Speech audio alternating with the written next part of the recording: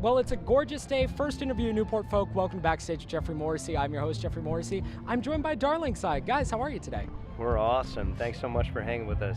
Thank you for stopping by. And just so that way our listeners can keep track of everyone, can you just introduce yourselves to the audience? I'm Harris Passeltiner, and my name's Harris. My name's Harris. I'm Don Mitchell, and my name is Don. This is David Senft, and my name is Dave. My name is Oyan Mukherjee, and I'm from Kansas City. There we go. Fun facts all around. Well, you guys, your work is somewhat done for the day. You've played your set. You've done your duty. Who are you guys looking forward to seeing? There's so many people here. I just got to hang out with a couple of the fantastic Negrito guys whose set we missed because they were playing at the same time we did.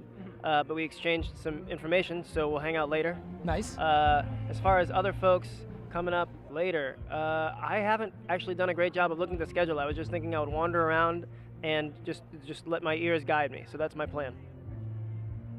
That's an easy one for me. Lucius is one of my favorite bands on the planet. Going to see them today. Yes. And another yes. There we go. And then so the big buzz here is that we have an unannounced set tomorrow from 6:15 to 7:30, the headliner. If you guys could pick one person to headline this festival, fly them in and do it, who do you guys want to see be the unannounced?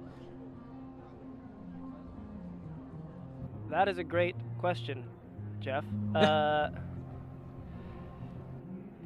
Probably a duo, Neil Young and Kenny Loggins, I think, that pair. That is hard to beat, I gotta say. I would love to see Don Henley, but in particular, I think Paul McCartney would make me die. I'm going to go with Bieber and his dad. And a father-son duo. I'll go with Will Smith or the whole Smith family if Jada and the kids want to come. That'd be great. So you can do that Facebook Live show on the side of the stage too.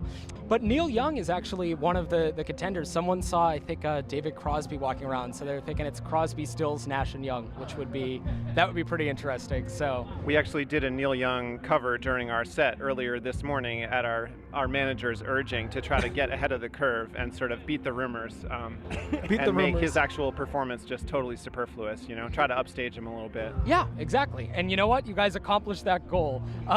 Another goal that y'all have, or I don't know if it's a goal, but it's reality. You're one of the few bands sort of repping the local scene from New England here. Was that a little bit of added pressure? I don't know if it's added pressure by virtue of us being from New England per se. It's definitely fun to be in an area where we've been before and to recognize the town while driving through and getting here. And yesterday we were staying in the area and went out on a sailboat and got to check out the area. So, I mean, not as much added pressure as it is just enjoying being closer to home, and to know that this awesome sort of worldwide event is happening this close to home is pretty fun for us. Quick counterpoint there. I'm from New England, so I know just how judgmental New Englanders can be, and that is very judgmental. So I felt a lot of added pressure today, but I felt that I met or exceeded expectations. Yeah, I agree. I think Don, as a son of New England, really, really did a great job today. Don is the son of New England. Well, your new album, Extralife, such a great release and such a heavy topic too, loosely based around, I read, a nuclear holocaust. So how did that sort of come about? How was that something that y'all settled on? All four of us write the songs together, and so it's a slow process where we don't have a set plan for what we're going to write about. Yeah. But given just the things that have been happening in the world around us over the past few years, the songs that we were writing and the lyrics that were trickling down between the four of us were just reflecting some of the fears that we have about the way things are looking and wrestling with those themes. And I think the album at least ended up playing with sort of the light and dark sides of that topic, and sort of these imagined futures, or kind of saying, what will the world look like next year, 10 years from now, 100 years, 1,000 years, just and kind of projecting and seeing what that space looked like. Of course, of course. And one of the lines that stuck out for me, especially from the title track, under the underground, I've always found a level further down. And you were sort of talking about the creative process there for the band. So when you guys are trying to sort of dig through something, get through something, how do you sort of dig down deep and come up with something maybe when the creative process feels stifled? What do you sort of do to jumpstart? So I think all of us have different tricks that we have. One group trick that we like doing is just free writing, which is you just sort of, and there can be different levels of structure with that, but where you just sort of stream of consciousness write stuff, and then you can pass it along to the next guy and set that to a meter or a rhythm or something like that. And then so there are a lot of tricks with, or have a like some sort of rule that, okay, you need to have something that has to do with flamingos and papayas somewhere in like write a set of lyrics that has a flamingo, papaya, and some sort of metaphor in there. And just like you'll have some weird stuff come out, then you'll pass that along to the next person, but sort of just taking sometimes gibberish, sometimes fun bits of prose that we'll write and pass that along, and it gives you sort of something to start from, which is really nice. Another trick that I like using is digging through books that I've liked, or digging through writers whose language I really appreciate, and directly taking lines from them. So just stealing, and then adjusting those into song form sometimes. And what are the go-to writers for you? Oh, it changes. Writers I've used in the past are Arundhati Roy, her book The God of Small Things. Sherman Alexie, one of his, I think it's Someone in Tonto Fist Fighting in Heaven. I forget exactly which, but it's just like David Foster Wallace, just like anything that I read in the past while that sort of seemed fun. Sometimes I'll make the other guys dig through books that I've liked and sort of like give them pages to like look at and pick something out of. But we also have get a lot of inspiration from movies and TV shows and other things. So it's sort of any art intake that we have. Other folks' music too, for sure. Well, there you go. Sounds like a good process. And then so another line that stood out for me in this album, we are a long way from the best of times, which true. But for each of you, what do the best of times look like when you envision sort of that? This is heavy and a good question. I think, honestly, at least a move in a better direction would be more people open to listening to one another, or something of that sort, allowing boundaries to melt between different people and being able to have a productive dialogue with people who differ in the way that they think from you.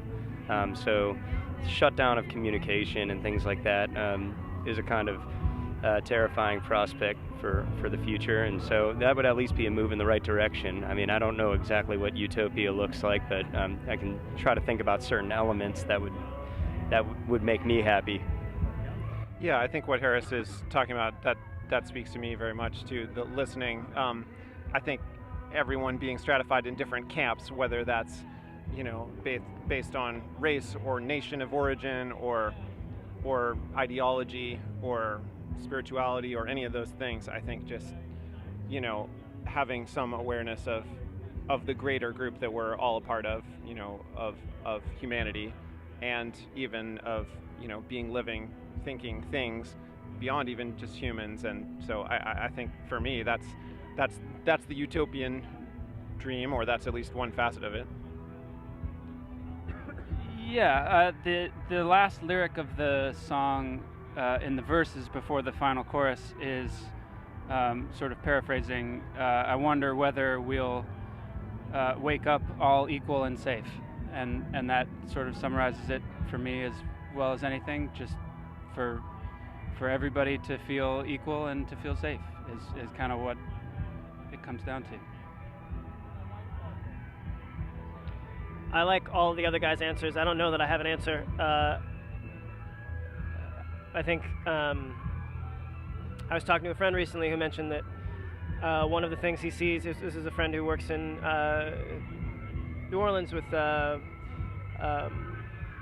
sort of affordable housing and urban development in that area, which is sort of, and he's sort of cheek by jowl with folks who are struggling to sort of eke out a living, and was mentioning the one thing that stuck out to him is the fact that as a nation, and this is just within the world of the U.S., that there's not a common value system. Everyone has their own sort of set, and that allows you to have insiders and outsiders. And so what Don mentioned about there being a sort of common humanity that binds people, and sort of having respect for that, I think is a great first step. All good answers, and guys, thank you so much for the time. I know you have a long day, so I'll make this my last question. Who are y'all listening to? Who's been spinning on the bus? Oh my, I'm listening to a lot of things right now. I've definitely, I recently got back into this EP that I've been enjoying digging deeper into from Anais Mitchell and Jefferson Hamer, called Child Ballads, and just really enjoying how the songs, despite having repetitive form, how that showcases how lyrics can drive a song, and how the storytelling can become the focus of a tune rather than the sort of the tricks in an arrangement. So that's been a sort of powerful record for me to get back into. I'm going to go with the new River Wireless album, which I've just been really digging. We just got off the road with, we did some dates with Henry Jameson, who's now just one of my favorite people. He's just a wonderful man, but he doesn't even know that I've been listening to his most recent album, which isn't out yet, because we're not supposed to be listening to it yet. But I've been listening to also the album that he put out, I guess a couple years ago, but also secretly listening to his new unreleased record, and that's been making me very, very happy. I just got to check out a lot of the Smithsonian Folkways recordings, and there's one called Letters from Iraq that's inspired, I think, by love letters from folks in Iraq who are writing them to folks within and without, and that's been a really cool thing to listen to. Wonderful. And if y'all are not listening to Extralife by Darlingside, damn it, you should be. Stop what you're doing right now. That band has joined me today. Guys, thank you so much for the time. Thank you for having us.